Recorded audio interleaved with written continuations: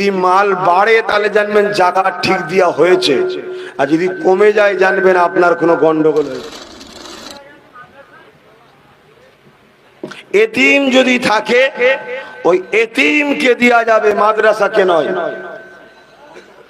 মাদ্রাসা হলো নবীর ঘর, নবী গরিব নয় বড় লোক।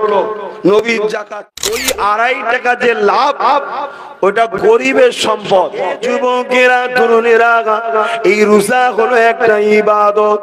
এই রমজান মাসে আমরা জাকাত দিয়ে থাকি স্বাভাবিক, কিন্তু জাকাত সারা বছর দেওয়া যায়। কিন্তু আমরা বুঝলাম না জাকাতটা কাদেরকে দিতে হয়। নিজের খেয়াল খুশি মতো আমরা জাকাতটাকে নয়ছয় করে ফেললাম, নিজের সম্পদ মনে করে খরচ করতে লাগলাম। ভুলে যাবেন না মৃত্যু একদিন একদিন হবে।